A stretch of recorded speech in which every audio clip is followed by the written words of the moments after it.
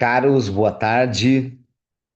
Sejam todos bem-vindos ao nosso primeiro encontro de jornada com o tema sobre IA para as empresas do setor de dispositivos médicos.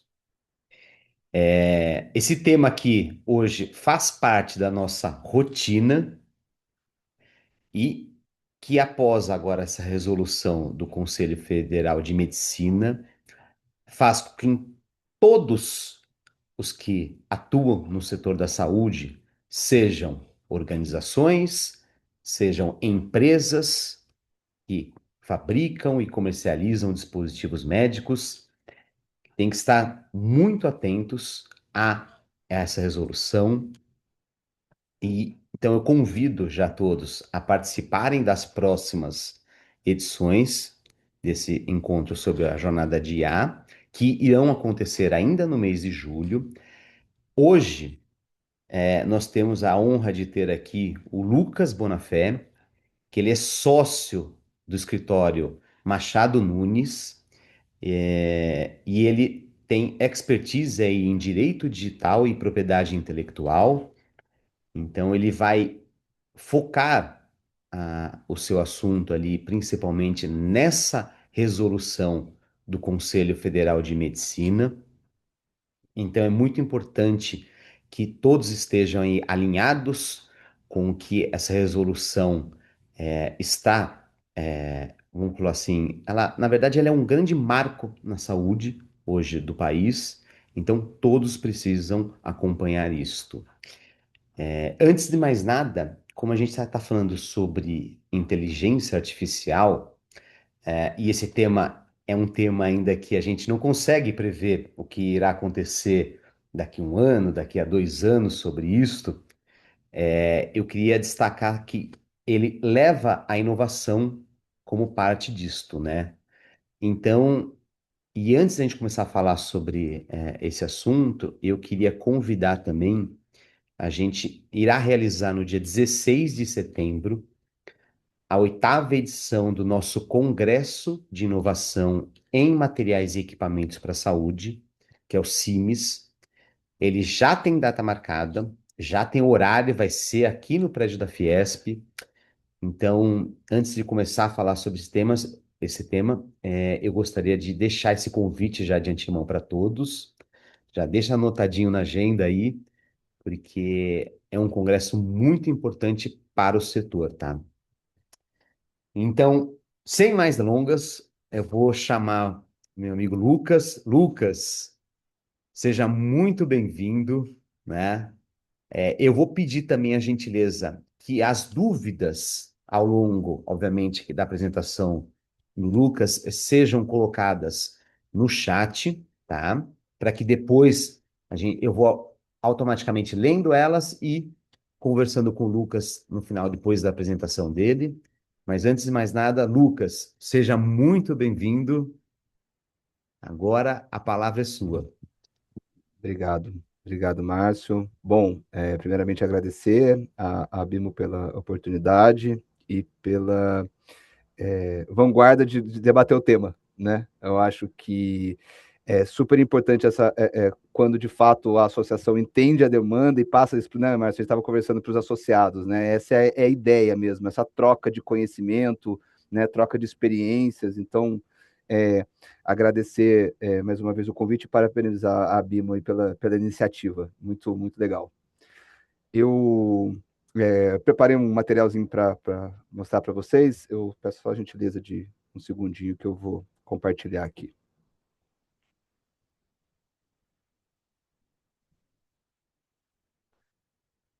Bom, eu vou solicitar aquela velha frase, né? Se estão todos aí conseguindo ver, por favor. Sim. Foi? Tá bom. Bom, gente, como o Márcio comentou, né? Eu atuo aqui na área de Direito Digital e Propriedade Intelectual do Machado Nunes, onde eu sou sócio da área. E para quem não nos conhece, né, a gente tem um escritório que tem uma atuação abrangente, mas nós somos especializados no setor da saúde, né? E a gente entende muito do setor e da cadeia como um todo. né? Então, a gente está falando desde operadoras, prestadores de serviços, indústria, né? A gente tem tanto terceiro setor, então aqui a gente realmente conhece aqui do riscado, a gente brinca, né? E com a resolução, que é o que a gente veio conversar aqui hoje, a gente trouxe aqui as particularidades, alguns exemplos para os associados da BIMO e também, obviamente, quem não seja especificamente da associação, mas está acessando, a gente, obviamente, hoje vai focar aqui em saúde, né? É o nosso ponto, até porque a gente está falando da resolução do Conselho de Medicina. Então, a minha ideia aqui, né, é a gente abordar esses macropontos, né, entre essa agenda, falar da resolução, né, quais são os seus principais fundamentos, qual é o impacto, né, da resolução para a BIMO, a questão de desenvolvedores e distribuidores, e pincelar algumas questões com relação à legislação do PL de A, que é muito mais ampla, né, e ainda está em tramitação, e a gente falar algumas questões mais, exemplos práticos, tá? Eu tento sempre abordar as conversas para a gente usar o menos juridiquês possível, tá? Espero que eu consiga dessa vez, né, não deixar nada muito técnico, que a ideia mesmo aqui é explanar as questões da resolução, né, sem a necessidade de um aprofundamento com relação a discussões, competências, né? Eu não quis entrar muito nessa questão de possibilidade do conselho, né? Na verdade, a gente vai conversar aqui numa linha de quais são os impactos. A ideia é essa, tá? Então, sem mais delongas, vamos lá.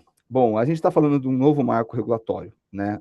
O CFM, como mencionado, publicou no começo do ano a resolução 2454, que ela estabelece tanto questões operacionais quanto principiológicas e definições com relação ao uso de inteligência artificial na área da saúde, né?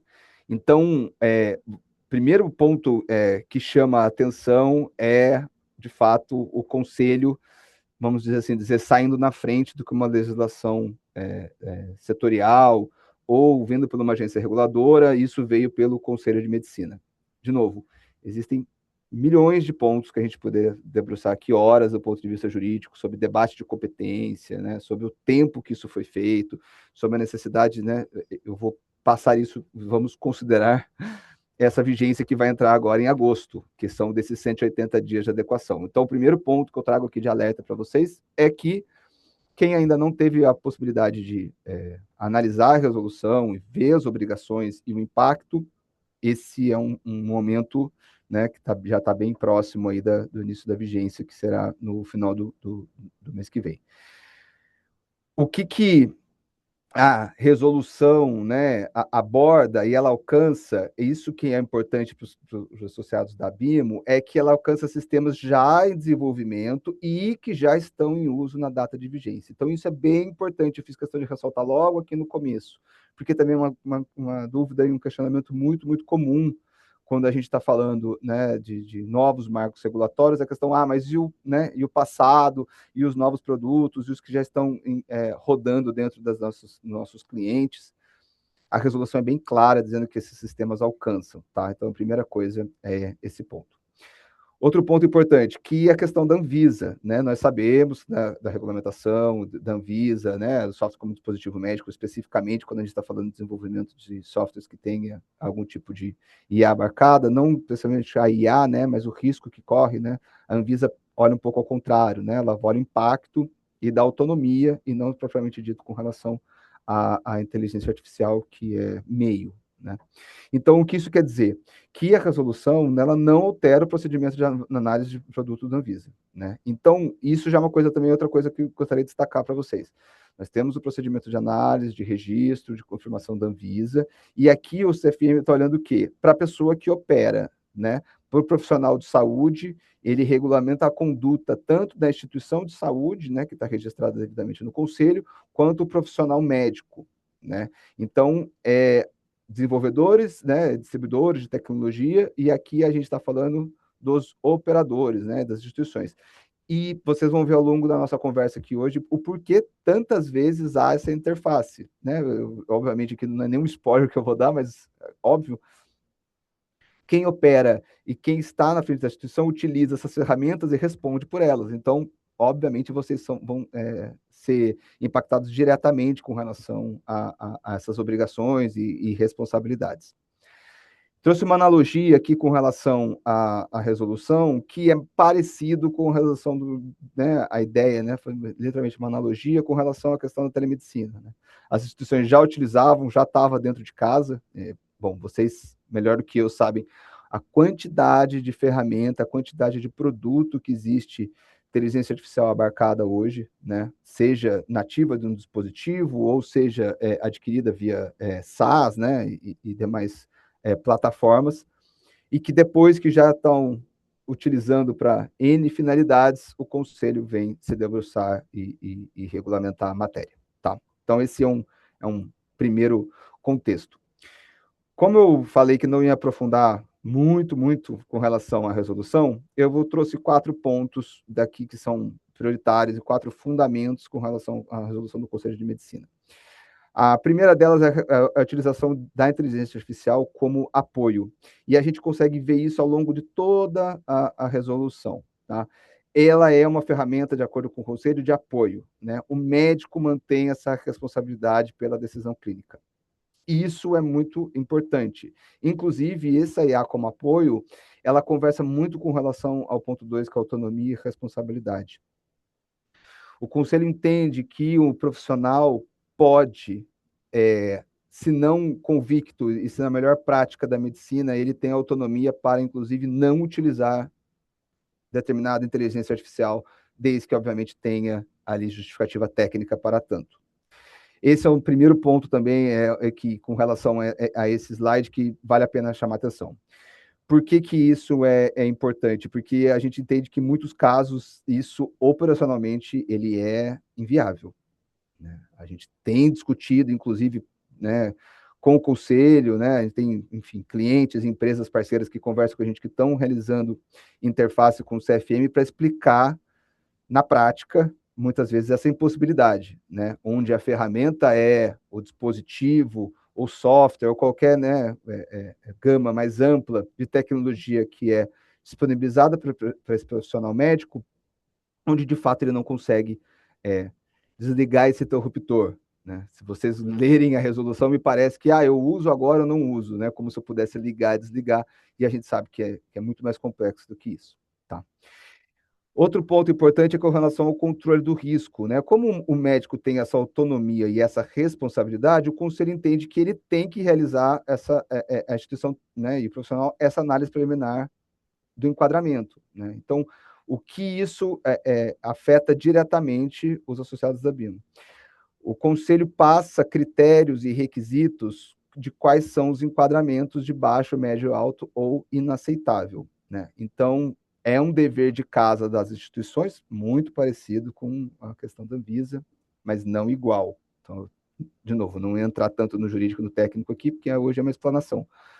Mas a ideia é que vocês analisem quais são as tecnologias que são disponibilizadas, produzidas, licenciadas por vocês, ou, né, dependendo do público amplo que a gente tem aqui, que são utilizadas nas instituições de vocês, né, se não são só desenvolvedores e distribuidores, para quais vão ser os enquadramentos de acordo com o Conselho de Medicina e, de acordo com o enquadramento, a gente tem diferença com relação à governança e dados. Isso é um ponto importante, né? E a gente ressalta isso há muitos anos, né? Eu, particularmente, atuo, como comentei, na área da saúde há 10 anos, e especificamente na área de direito digital há mais de 7 anos. Então, nós pegamos essa fase toda desde a publicação, né? Discutimos o projeto de lei com relação à Lei Geral de Proteção de Dados, né? Apresentamos pelas associações alterações na legislação que foi sancionada.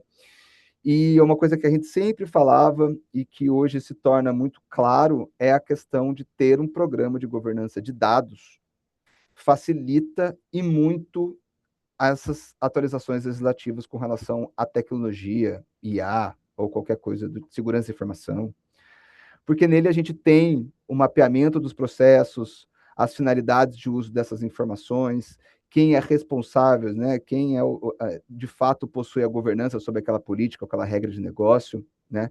Quem vai realizar a explicabilidade do algoritmo, se ele é auditável ou não. Então, essa governança, ela se conversa muito com o programa de privacidade, né? Então, já fica aqui a minha sugestão de que se esses projetos estão parados ou adormecidos, né, é natural, mas que eles sejam, de fato, reciclados e atualizados para que o programa de governança de IA seja colocado de pé e cumprir a resolução do Conselho de Medicina. Então, por que a gente fala que tem esse alcance, né? Qual é o alcance da resolução do Conselho? Bom, primeiro, a fiscalização e a sanção da resolução são realizadas pelos conselhos regionais, né? Então, obviamente, se a sua instituição ou a sua empresa não está na competência do conselho, elas não vão ser fiscalizadas. Então, os desenvolvedores não têm essa competência para fiscalizar diretamente, o que não muda com relação ao impacto, né? Eu comentei inicialmente, ia trazer nesse slide a questão do alcance da resolução. E por que o impacto é forte para os associados da ABIMO especificamente? Primeiro, por conta dos contratos que são firmados com as instituições que são, obviamente, fiscalizadas pelo Conselho de Medicina, né? Qual é o tipo de tecnologia abarcada no dispositivo? Se há, né, uso de inteligência artificial? Que tipo de algoritmo é tratado? Onde são armazenadas essas informações? Fica hospedado pela empresa que é distribuidora ou não? Fica hospedado em house do cliente? Eles usam os dados que são tratados por essas ferramentas ou por essas plataformas, eles possibilita a utilização para treinamento de algoritmos de inteligência artificial? Eles são anonimizados? Não vão ser anonimizados? Então, são uma série de questões que esses contratos, hoje em dia, já tem que prever, né? Tem que deixar isso muito claro para as partes, né? Se eu sou operador, controlador, né? Essas questões que já estão um pouco mais do dia a dia para quem atua na área de formalização de contratos, tanto do ponto de vista de uso de dados pessoais, quanto no uso de inteligência artificial, tá? Isso é muito importante para definir, não totalmente definido, porque isso, né, é a prática que obviamente se sobressai, mas para a gente analisar qual é a responsabilidade de cada uma das partes. A responsabilidade civil na disponibilização e na oferta desses produtos e serviços, tá? Isso é muito, muito importante, porque há corresponsabilidade no caso de vício insanável, né, no caso de erro, dolo ou imperícia. Então, isso tem que ser analisado do ponto de vista, obviamente, eu estou olhando para a resolução, e isso é claramente analisado aqui, tá? E, obviamente, se a sua instituição sai com um programa de governança robusto, cumprindo as resoluções do conselho e dando essa segurança para o seu cliente, para o seu parceiro ou para a sua própria instituição, isso é um diferencial de mercado, né? A gente viu isso amplamente com relação à questão da LGPD, isso ficou muito, muito claro, em que as instituições que tinham, né, que estavam um passo à frente, conseguiam melhores negócios, porque eu não ia compartilhar informações onde eu estava num ambiente inseguro, onde eu tinha muitas vezes que alocar uma certa grau de governança maior, e isso impactaria em custo, né? Então, de fato, isso é um diferencial, além, obviamente, de ser uma obrigação legal regulatória, de acordo com o Conselho, tá? Bom, a questão da corresponsabilidade, como eu comentei com vocês, né, é porque vocês participam da cadeia de fornecimento da tecnologia da IA. Então, os desempenhos dessas funcionalidades, vocês têm tanto os desenvolvedores, né, como dispositivos médicos com IA abarcada, IA recomendada sobre marca própria, né, se integram algoritmos próprios, né, então, tanto os desenvolvedores como os distribuidores. Revenda de equipamentos de terceiros, né, se comercializam plataformas ou se licenciam software médico com inteligência artificial. Não fico preso entre um e outro, porque eu sei que vários de vocês aqui são os dois, tá? Mas ter essa diferenciação facilita muitas vezes, né? E reforçar que essa corresponsabilidade tem que ser analisada caso a caso, né? Não tem como falar, eu faço tal, licencio um software, eu sou corresponsável.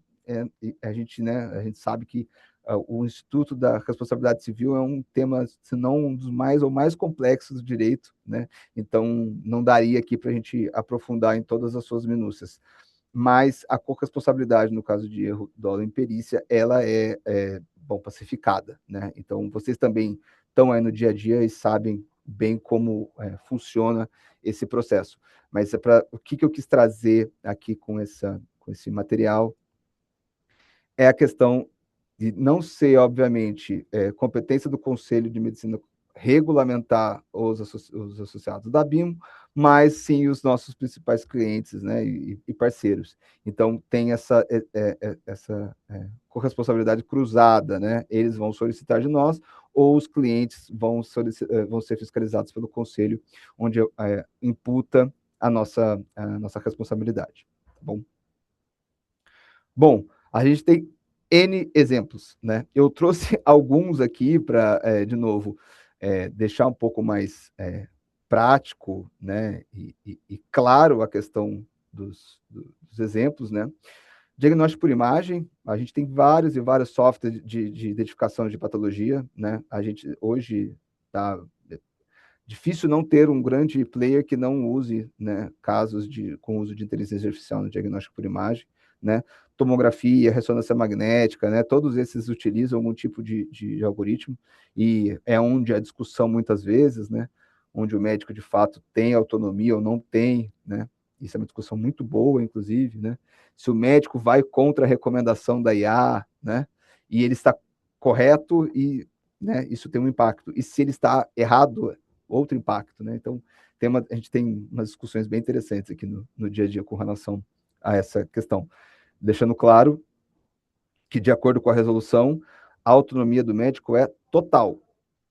Ela é total, só fazer um parênteses aqui, ela é total de uma forma em que há um ponto na resolução que indica que a instituição de saúde, né, aí pode ser a operadora, no caso vai ser mais um hospital, um prestador de serviço, ela não pode obrigar ou criar políticas que obriguem o profissional a utilizar aquela ferramenta. Né? Para vocês verem, de novo, esse é outro ponto muito questionável, debatido, né? Pode ser explanado fortemente, mas para vocês verem como a autonomia, como o conselho traz essa autonomia profissional de saúde. Né? Eu não posso nem permitir que a instituição obrigue o profissional a utilizar aquilo. Né? Então, o médico, de fato, pelo Conselho de Medicina, tem uma autonomia muito ampla. Outros tipos de ferramenta, né, de monitoramento em tempo real, né, então aplicativos, soluções que viabilizam o acompanhamento contínuo do paciente, a gente tem vários, né, vocês sabem disso, dos relógios, wearables, a gente tem os mapas, os routers, enfim, todos eles, muitos hoje em dia utilizam algum tipo de inteligência artificial abarcada, e eles realizam, né, esses alertas, esses dados clínicos de maneira automatizada. Eles podem ou não usar algoritmos de inteligência artificial. Obviamente, eu estou partindo do pressuposto aqui das ferramentas que utilizam, tá? Próprio. E outro também exemplo é com relação ao apoio ao diagnóstico e atendimento, né? Que é, por exemplo, IA generativa para tratamento oncológico, exame perinatal. Então, múltiplas fontes onde ele integra e adapta insights ao perfil de cada paciente. Isso é muito comum, né? A gente está vendo uma proliferação de ferramentas que têm utilizado os IA generativos, gerando também muitos questionamentos com relação a onde esses dados são tratados, armazenados e aonde foram treinados, né? É muito simples, existem documentários e ampla literatura com relação a essa questão, né? De muitas vezes esses algoritmos serem realizados, as pesquisas serem feitas em um público que não é o brasileiro, né? Não satisfaz a nossa miscigenação grande que há aqui no Brasil, e isso muitas vezes pode ser incompatível. Inclusive, o Brasil corriqueiramente indicado, né, como um país bom para se realizar esse tipo de pesquisa com relação à variedade genética e cultural que nós possuímos. Né? Então, isso é um ponto também bem relevante. Tá? Então, a ideia aqui era trazer uns exemplos para vocês práticos de como impacta, né, esses desenvolvedores e distribuidores. Tá? Então, nós temos essa interface com os nossos clientes e parceiros por conta do conselho, e aqui alguns exemplos das ferramentas, obviamente, que são disponibilizadas. Bom, apresentei os fundamentos da questão da resolução, né? Por que a resolução impacta uns associados da BIMO, por que elas impactam os distribuidores e os desenvolvedores aonde, que tipos de ferramenta hoje estão no mercado em que há esse impacto. E eu peço para a gente fazer rapidinho falar do PL de inteligência artificial. E por que eu achei interessante trazer para vocês aqui de uma maneira bem breve o PL.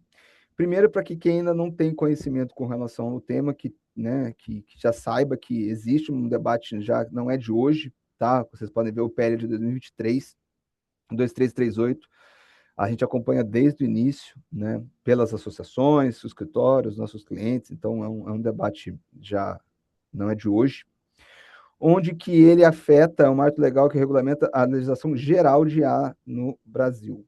Né? Então, ele afeta todos os setores da economia, ele estrutura grau de risco, ele apresenta a criação de uma autoridade competente e ele traz balizas sobre toda a utilização e definições com relação à inteligência artificial. Bom, primeiro era para vocês saberem que existe esse debate legislativo, né, que ele foi aprovado no Senado no final do ano passado, no 2024, e hoje ele está em trâmite na Câmara. Né? A gente até estava eu até segurei essa apresentação aqui do pessoal da BIMO, porque estava para essa semana, talvez fosse sair ainda o relatório da Câmara, mas não aconteceu.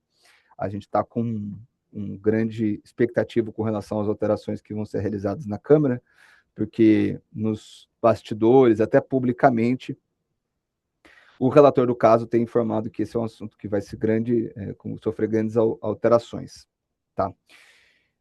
Como eu não vou adentrar, é um projeto de lei muito extenso, né? Não é a ideia aqui, mas eu queria trazer o porquê que é importante. Primeiro, que ele adota a mesma classificação, a mesma lógica do Conselho. Ele faz a classificação e a necessidade de governança, auditoria, explicabilidade dos algoritmos e boas práticas de acordo com o risco.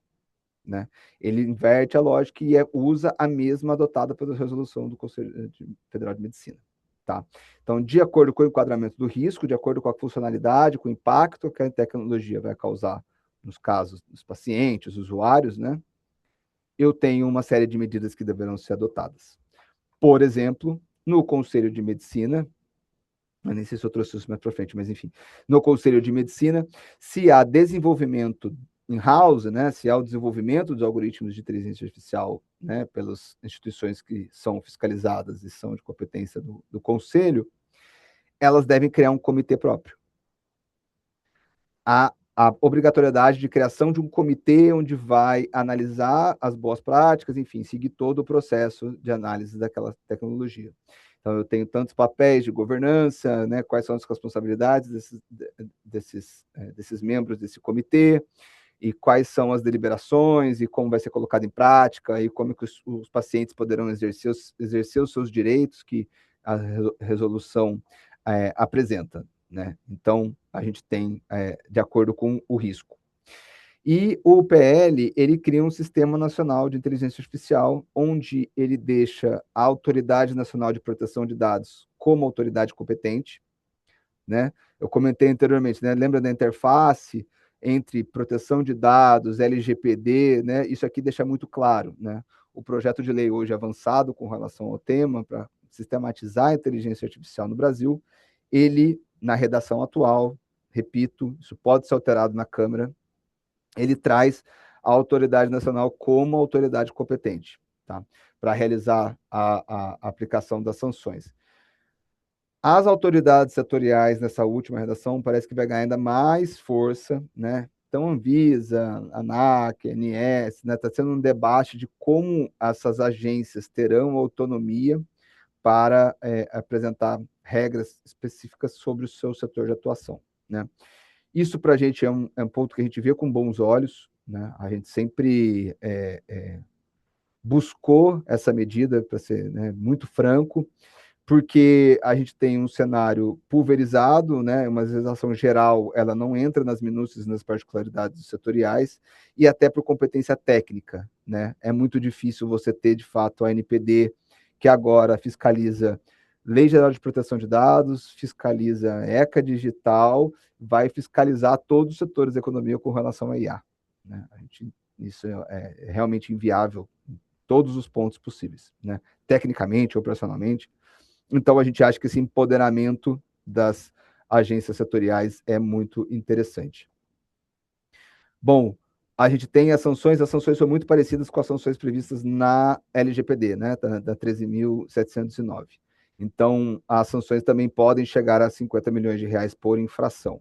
É importante falar que a gente segue aquele processo, né? Eu só quis deixar aqui com vocês as sanções porque elas existem no projeto de lei, mas devem passar por aquele processo de advertência, né, suspensão, né, fiscalização em loco. Então, há contraditório e ampla defesa até chegar numa sanção pecuniária, tá? A gente tem diversos projetos de lei sobre o tema, tá? Eu trouxe dois aqui, que um fala sobre o sistema financeiro, o outro... E a gente tem o 931, que foi apresentado, o relatório foi lido, se eu não me engano, na semana passada. Eu estou até que tem que analisar por uma associação que a gente representa esse projeto de lei, que dispõe sobre diretrizes para a utilização de sistema de na área da saúde. Então, por que eu quis trazer isso para vocês? A gente tem a Anvisa, a gente vai ter Conselho de Medicina e a gente vai ter o PL de inteligência artificial e outros PLs, né? Então, a gente está acompanhando e vendo quais são, de fato, alguma divergência entre as obrigações e responsabilidades, para que possa atuar, né, tanto por meio de associações, né, apresentação de alteração legislativa, debates públicos em audiências públicas, mas também dentro das empresas, é um trabalho que a gente tem feito de assunção de alguns riscos ou não, né? Então, quando os nossos clientes estão, de fato, começando a fazer esse programa, a gente senta e vê a tomada de decisão de que qual medidas vão ser, de fato, adotadas nesse momento e quais vão ser postergadas até ter uma definição mais segura, né? E trazer uma maior segurança jurídica aí para as empresas, tá? Bom, quis trazer aqui também para vocês a questão do ciclo de vida, né? Desde esses sistemas de inteligência artificial. Aqui, gente, eu deixei amplo, bem amplo, para que se possa enquadrar em qualquer uma das hipóteses, tá? Então, desenvolvedores, distribuidores, sistemas de software, então, obviamente com algumas particularidades, mas eu quis ser o mais amplo possível, né? Então, com relação à criação de design, né, é a classificação de risco que eu falei para vocês, né? O privacy by design, então, privacidade desde o início e abarcada na solução. De novo, que dados eu preciso, quem tem acesso, como são coletados, onde são armazenados, né? Isso é a base para entender no desenvolvimento, né, qual vai ser a documentação técnica completa que eu vou precisar. Tanto para já que vocês utilizam, né, Anvisa, o passo a passo que vocês seguem, quanto também com relação a os clientes, as solicitações que vocês vão ter dos parceiros, tendo em vista a iminência da resolução entrar em vigor e o projeto de lei de inteligência artificial também ir na mesma linha, né? Como eu mostrei para vocês, ele segue com relação à autorização de classificação dos riscos. Quando há, né, a validação, a questão dos testes clínicos e a validação técnica da solução, né, produzir as evidências regulatórias, né, então quais são as evidências e qual é o benefício almejado e qual é o risco residual daquela tecnologia. Bom, vigilância pós-mercado, monitoramento de desempenho e, se possível, e se necessário, melhor dizendo, a atualização de classificação de riscos, né? Porque, também, vocês sabem isso no dia a dia, às vezes a classificação de risco, quando a gente está desenhando o produto, iniciando, ela se altera quando na implementação, por alguns motivos diferentes. Às vezes o projeto mesmo muda, né? Pivota para outra coisa, ou às vezes os dados são atualizados, ou no meio desse processo, nós temos a modificação do algoritmo, né? A gente pode contratar, desenvolver, abarcar, aglutinar. Então, muitas vezes, tem que ser analisada de novo a classificação do risco para ver se mantém desde do início do projeto, né? Seja ele no desenvolvimento ou no licenciamento. Aqui o dispositivo, né, no monitoramento, as instruções adequadas, né? Quais são os termos de uso, né, as regras de utilização, tudo isso para garantir essa conformidade, a questão de explicabilidade, como é que os seus clientes e parceiros podem entrar em contato com vocês e ter essas documentações técnicas com relação aos desenvolvimentos, aos outputs dessas ferramentas, e a atualização, né?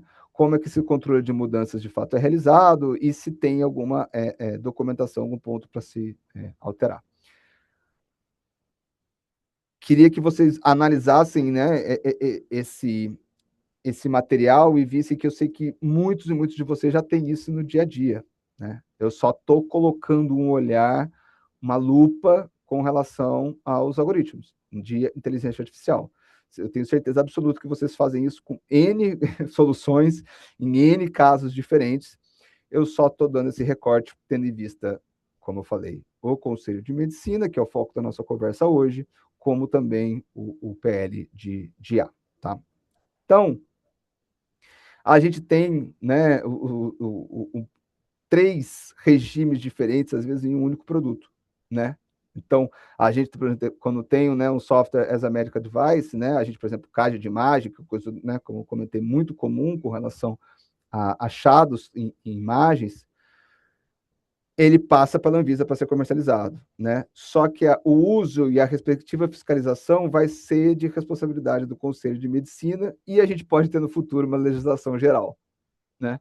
Então, trazer para vocês essas possibilidades, que vocês tenham conhecimento que a maioria das coisas, elas se conversam, tá? Elas não, no momento, tá? Eu estou falando hoje, dia 7/7, depois de uma semana isso aqui pode ser um péssimo recorte, né? Pode ficar totalmente obsoleto. Mas a gente tem muitas convergências. A gente entende que a Anvisa, por ter essa competência e ter o corpo técnico necessário para regulamentar o produto entrado no mercado, deve ser visto sempre pelos associados da Brimo como o norte, primeiramente, né? A gente sempre fala isso. A Anvisa, a gente até, nesses casos, entende o protagonismo que ela deveria ter com relação a esse assunto, principalmente quando a gente está falando de software as a medical device, né? A gente tem a questão do CFM, comentei, com responsabilidade contratual e civil, o que é inerente às trocas que vocês vão ter, os contratos, a prestação de serviços que vocês vão ter com as instituições que são fiscalizadas pelo Conselho, e, como eu comentei, as responsabilidades que ainda estão em tramitação, tá? Isso é o apanhado e o que eu também, do ponto de vista legal, regulatório, vocês têm que ter em mente. E para terminar aqui num horário para dar tempo de ainda trocar figurinha e conversar com vocês, eu queria, por último, trazer o que muda, né, para vocês na prática, o que muda para a indústria, né? E coloquei 3 pontos somente, também para não ficar uma coisa muito extensa e ficar muito cansativo, que a primeira coisa que a gente tem que fazer é identificar, né? A gente tem que fazer o inventário das aplicações de inteligência artificial presente nos produtos e nos serviços que são desenvolvidos, ofertados, licenciados por vocês. Parece óbvio, né? Parece muito simples, mas que isso tem que ser realizado, porque muitas empresas que a gente vem conversar, elas não têm a noção do todo. Ou se tem parcial, ou muitas vezes não sabe especificamente, minimamente explicar para esse cliente, parceiro, quais são as tecnologias utilizadas e abarcadas. E isso, obviamente, causa uma insegurança de quem está contratando esses serviços, esses produtos, né? Nós temos que realizar essa documentação, né? Para eu, obviamente, depois que eu inventariei e para eu passar essas informações adiante dentro de casa, por conta da regulamentação específica, tanto para registro do produto, como para o Conselho de Medicina, eu tenho que documentar. Eu tenho que conseguir fazer minimamente a explicabilidade do sistema, né? Qual o nível de acurácia, qual o nível a taxa de erro, se no caso de um viés discriminatório, quais são as medidas que eu trato dentro de casa para não ocorrer um certo tipo de viés, né? Tudo isso ele deve ser explicável e documentável. Depois, a gente estrutura quais são as revisões políticas e governanças necessárias. Quem vai ficar dentro disso da instituição, quais políticas vão ser... Existe uma política de uso aceitável de IA dentro da empresa de vocês, o que pode, o que não pode, tanto para desenvolvimento de produtos, né? Dentro de casa, utilização nas áreas de back-office também, né? O que isso impacta. Esses são 3 pontos, assim dizendo, no plano de ação, que eu acho que vale a pena vocês começarem a fomentar esse assunto dentro das empresas de vocês, sem, obviamente, perder de vista a questão do relatório de impacto, né? Eu coloquei relatório de impacto no sistema amplo, porque ele muda a nomenclatura de acordo com o ente, né? Mas nada mais é do que um documento de avaliação de risco, né? Como eu comentei com vocês aqui atrás, né, a gente tem, né, a classificação do risco, desenvolvimento, os testes, né, todo esse ciclo. O relatório, ele traz isso, ele é esse documento que nos demonstra quais são os riscos que foram identificados, né, quais as medidas mitigadoras são possíveis ser adotadas, e o prazo, e se foram executadas, quem foi o responsável por realizar ou não essas medidas, assunção de risco ou não. Então, ele é muito importante ter esse documento muito bem estruturado, desde o início do processo, né, ou agora atualizado, para que vocês possam estar em conformidade com a legislação. Tá? Esse é um documento também muito importante, imagino que vocês já façam, né, já tenham um pouco mais de experiência com relação à utilização dos dados pessoais. De novo, a gente só faz uma atualização e uma modificação com relação à inteligência artificial. Bom, agradecer a disponibilidade e a participação de vocês. Eu encerrei um pouquinho antes de propósito, aqui 10, 12 minutinhos, para que a gente tenha um tempo para eventuais perguntas, porque eu não estou vendo ninguém aqui ainda, mas já deixo de novo meu agradecimento à Bimo e obrigado pela participação, gente. Lucas, nós que temos que agradecer aí a tua apresentação, essa forma clara que você colocou um assunto que é complexo, né? Sabemos que ele se tornará complexo aí, principalmente depois do projeto de lei também, enfim. Então, e você colocou de uma forma bem clara, então eu quero muito te agradecer aí. E aí, eu vou seguindo com algumas perguntas. É claro que muitas que estão chegando aqui, primeiro eu gostaria de agradecer também. A gente tem mais de 200 empresas que estão nos acompanhando aqui. Então, isso é muito significativo, né? Tanto para a Brimo quanto para o setor de dispositivos médicos. E é claro que aqui nas dúvidas tem muito sobre o enquadramento, o tipo de dispositivo médico, enfim. Então, eu vou tentar começar ali por algumas, tá? E aí eu vou compartilhando aqui com vocês. Então, a primeira é algoritmo interpretativo para diagnóstico do ECG num eletrocardiógrafo pode se enquadrar nesta legislação ou não se caracteriza como IA? Essa é a primeira, Lucas. Eu gosto das perguntas assim, gente, assim, pergunta que não tem direto. Eu vou inverter um pouquinho, assim, isso se enquadra, tá? Se tem uso de dispositivo de inteligência artificial, de acordo com o Conselho de Medicina, ele é enquadrado. Eu vou fazer até uma inserção no documento, é que eu realmente não quis deixar muito técnico a apresentação, mas o Conselho, ele apresenta nessa resolução anexos, tá? E o anexo primeiro, ele traz as definições, né? E ele traz no anexo terceiro, se não me engano, o enquadramento dos riscos, tá?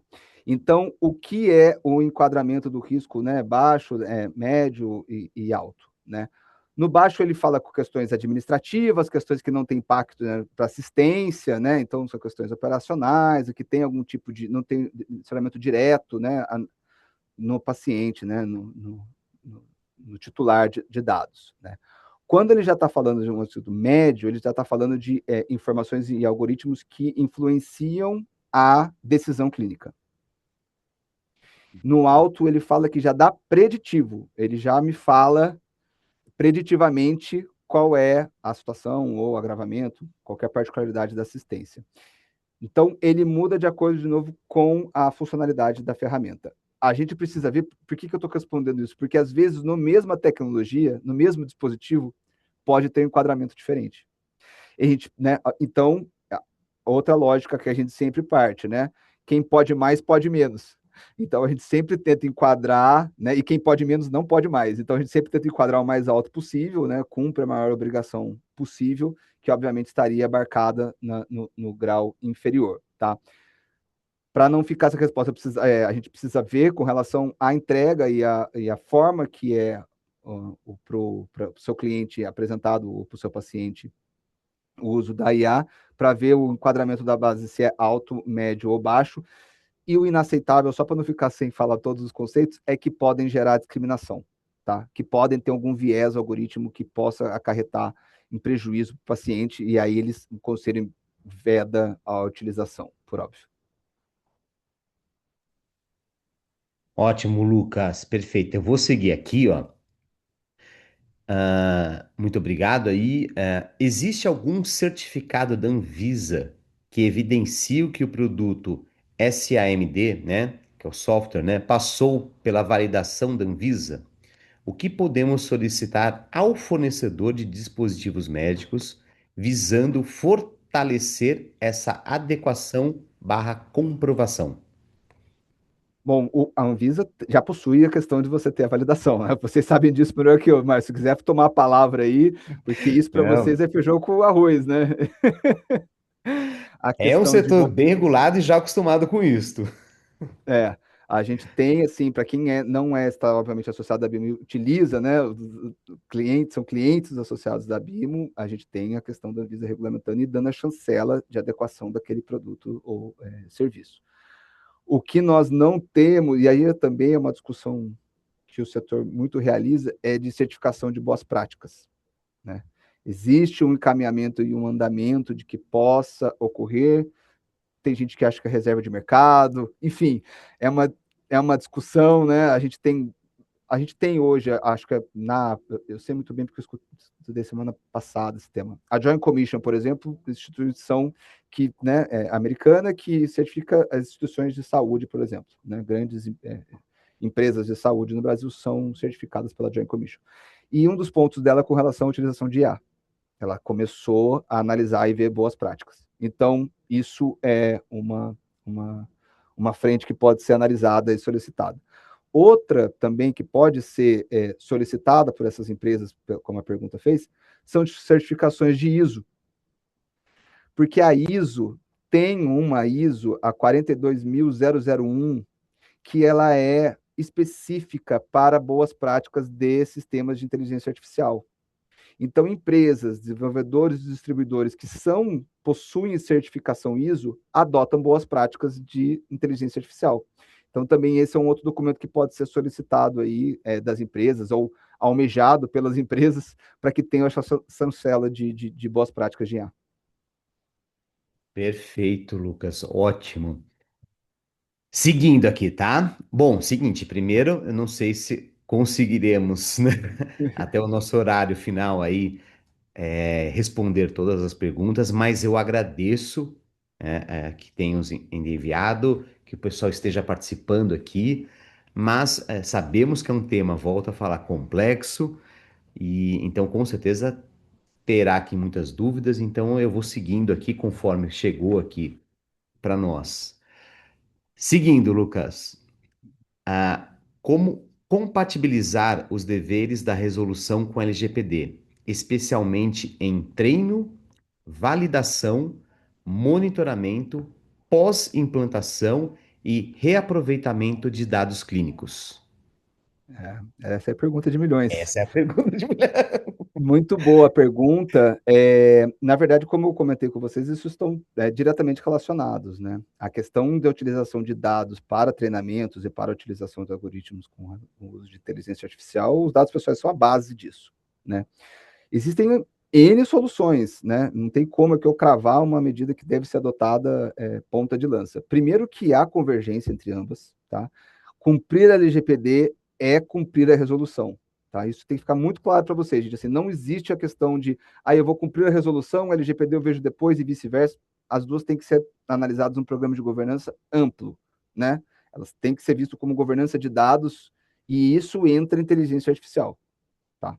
Isso tem particularidades, tem obrigações específicas, tem, mas né? Como aqui no escritório a gente não vende calça, eu acho que tem que ser tudo junto, né? Não rasga tudo, não começa do zero, por favor. Reativem, isso que eu falei, reativem os programas de privacidade. A gente pode utilizar esses dados para treinamento de algoritmo, né? Com parcerias com instituições, com consentimentos de titulares, com anonimização de dados, com bases pré-existentes validadas, então, com bases legais pré-definidas. Então, existem muitas possibilidades, tá? Mas existem sim, tá? A convergência entre elas é totalmente possível e, na verdade, é a única possível aí para estar em compliance.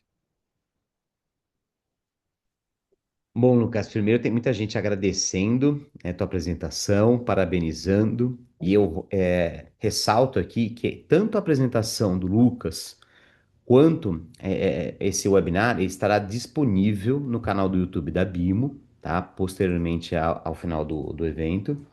Então fique tranquilo, não precise, vamos falar assim, solicitar aqui, porque será compartilhado a apresentação do Lucas na totalidade.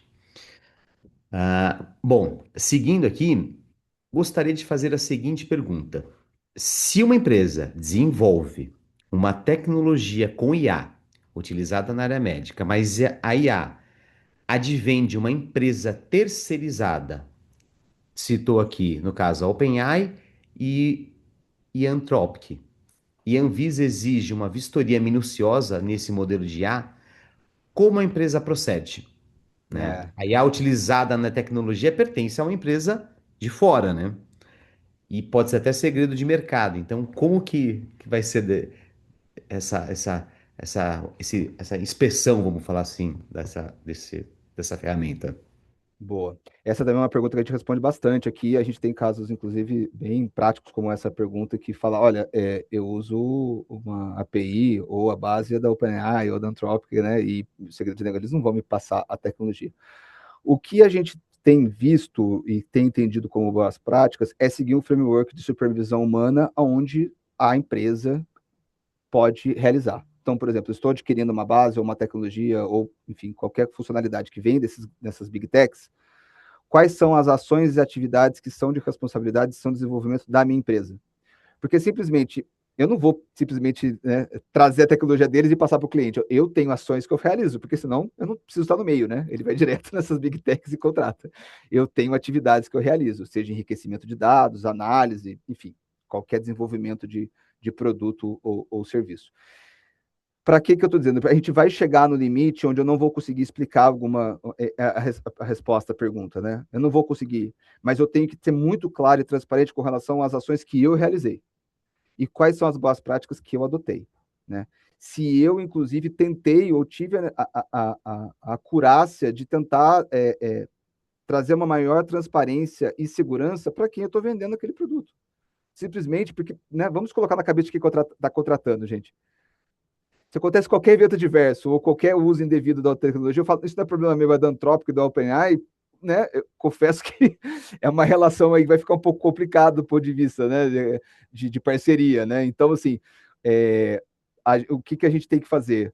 Mostrar supervisão humana, mostrar quais a explicabilidade do que está dentro de casa, contratualmente, fazer o relatório de impacto, como eu comentei com vocês, deixar claro essa questão da governança, quem é responsável pelo uso de dados dentro da empresa, encarregado de dados, né? As políticas bem feitas.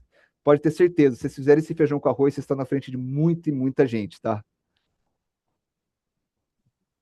Eu acho, Lucas, que a tocou num ponto extremamente importante, né? Então, fazendo essa lição de casa com esses três pontos que você destacou aí, eu acho que as empresas que aqui estão nos acompanhando estarão aí já bem mais confortáveis, né? Eu falo que é um setor até que, conforme, não sendo redundante, mas é um setor que já está acostumado com a regulação, né? É um setor que atende e cuida da saúde, da vida humana, né? Então, é um setor que se prepara e muito, né? E investe muito. Então, eu acho que com essas orientações que você acabou de passar agora, né? E o que vai vir depois com a PL, principalmente, né? Que a gente vai ter aí, será muito importante para o setor. Antes até, eu gostaria de pedir até, a Priscila também está conosco aqui, ela é do setor de cursos da BIMO e do Instituto, do IBIPS, e ela tem um recado importante para nós aqui antes do nosso término, tá? Por gentileza, Priscila. Oi, pessoal, boa tarde. Eu sou a Priscila, aqui do Departamento de Cursos da Bimo, e eu gostaria muito de agradecer a presença do Lucas e esse conteúdo riquíssimo que foi passado. E eu gostaria já de aproveitar e convidá-los para o nosso segundo encontro, que vai acontecer na próxima semana, no dia 15. O horário vai ser diferente, então ele vai ser às 10 da manhã. E eu estou compartilhando o QR Code para que vocês escaneiem ele e façam a inscrição para participar na próxima semana. Os temas estão aqui na tela. E vão participar dois instrutores, o Francisco Falossi e a Silvia Martins, então vai ser um conteúdo riquíssimo. Então eu conto com a presença de todo mundo. No final do nosso evento de hoje, eu vou compartilhar via e-mail esse link para registro. E aí na próxima semana a gente aguarda todo mundo aqui. Obrigada, gente. Obrigada. Obrigado, Priscila. Lucas, muito obrigado. E eu, cumprindo a nossa agenda aqui, o nosso horário, é, eu queria que você fizesse suas considerações finais aí. E é claro, também deixar, se possível, aí a gente deixar o teu contato, porque eu acho que é extremamente importante, mas por gentileza. Bom, gente, o tema é desafiador, é novo, né? Nada que vocês não estejam acostumados, como o Márcio comentou. Isso daí para vocês é o dia a dia, né? Então, estou à disposição. Eu sei que tem muita pergunta aqui. Se vocês quiserem mandar as perguntas sem compromisso nenhum, tá? Eu juro que se mandarem uma pergunta para mim, eu não vou mandar uma nota, tá? De honorários, tá, Márcio? Eu Muito respondo com a obrigado, maior boa Lucas. vontade, tá? Então, me encaminhem as perguntas, né? Eu adoro debater o tema, tem muita coisa que a gente chega em conclusões em conjunto mesmo, não tenho resposta pronta, né? E eu não gosto de ter, inclusive, eu acho isso muito interessante dessa área de tecnologia e inovação, né? Que não existe, se eu atropelei fulano, a pena, tá, né? Não existe isso na nossa área, né? A gente tem que, de fato, entender como as particularidades de cada desenvolvimento de um serviço, de um produto. Então, obrigado aí pela oportunidade e fico muito feliz de ter tanta gente interessada no assunto, né? E, mais uma vez, pelo excelente serviço aí que abrimos presta para os associados e está sempre na vanguarda do debate. Então, parabéns aí mais uma vez pela iniciativa. Imagina, obrigado você, Lucas.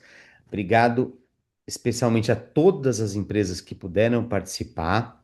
Fica o convite da Priscila aqui para o próximo encontro, para o segundo encontro dessa jornada de IA, que é logo na semana que vem. É muito importante a participação de todos para que a gente possa acompanhar essa linha aí, principalmente de raciocínio, de um tema extremamente importante para o setor, tá bom? Lucas, Valeu, gente. muitíssimo obrigado pela tua ajuda aí, pela tua participação e até o próximo encontro, gente. Um Obrigado abraço, aí. gente. Tchau, tchau.